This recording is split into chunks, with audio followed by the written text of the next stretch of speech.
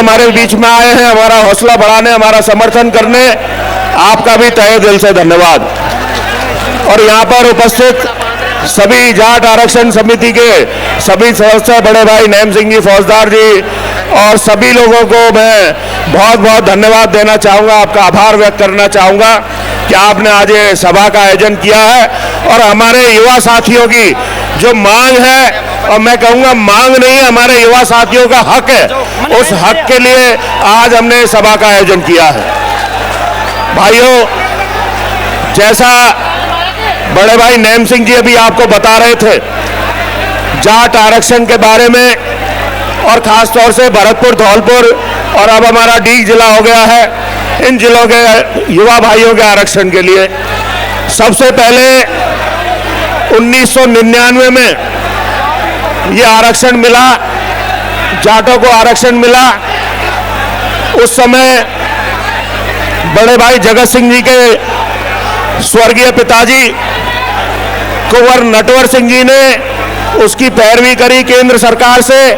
और वो आरक्षण भरतपुर धौलपुर के जाटों को और मिला। उसके बाद में कोर्ट में किसी व्यक्ति ने अपील की, PIL लगाई, और PIL लगाने के बाद कोर्ट के द्वारा भरतपुर धौलपुर के जाटों के आरक्षण को समाप्त कर दिया गया। माननीय वसुंधरा राजे जी का भी मैं इस मंच से धन्यवाद देना चाहूंगा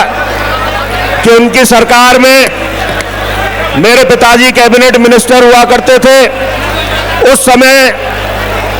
वसुंधरा जी का फोन आया मेरे पिताजी के पास, और उनकी तबीयत खराब थी, वो जयपुर के SMS अस्पताल में भर्ती थे। वसुंधरा जी का फोन आया कि OBC आयोग का गठन करना है, डॉक्टर साहब आप OBC आयोग के चेयरमैन और सदस्यों के नाम भेजिए जिससे हम उसका गठन कर दें। मैं आपको बताना चाहूंगा भाइयों, मेरे पिताजी ने, उनकी कीमोथेरेपी चल रही थी, लेकिन बावजूद उसके उसी दिन OBC आयोग का गठन करवाया, और OBC आयोग के गठन होने के बाद उसका भरतपुर धौलपुर के जाटों के गांवों में जाकर सर्वे हुआ। और आपको मैं पूरी डिटेल बताना चाहूंगा, ये सर्वे ऐसे ही नहीं हुआ कि किसी नुक्कड़ पे जाके चले गए, वहां जाके पूछताछ कर ली, घर घर जाकर सर्वे हुआ। और उसके बाद सर्वे में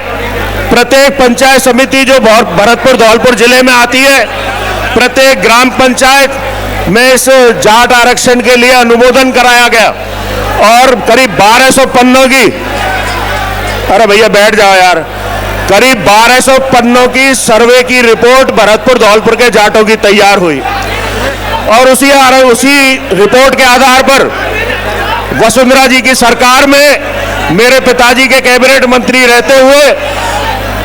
अभी जो नैम सिंह जी कह रहे थे कि सदन में उन्होंने प्रयास किया,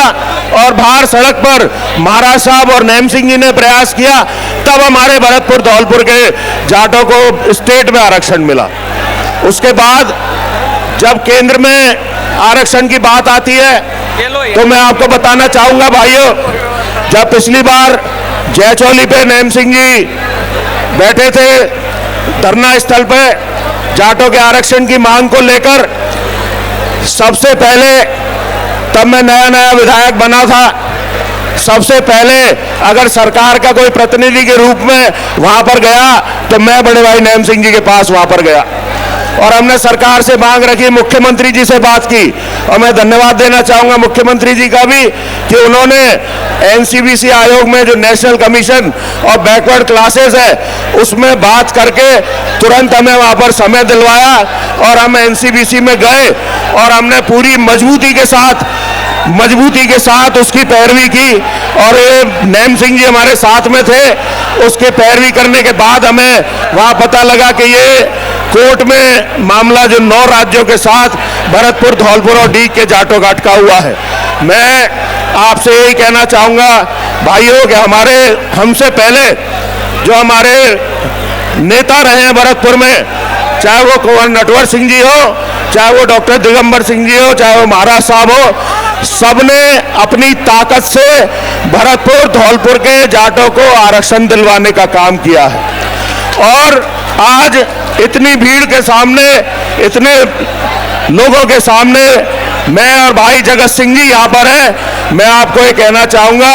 भरतपुर धौलपुर के जाटों की ताकत कम नहीं हुई है। भरतपुर धौलपुर के जाट अपने हक की लड़ाई लड़ना जानते हैं और हमारा हक है आरक्षण।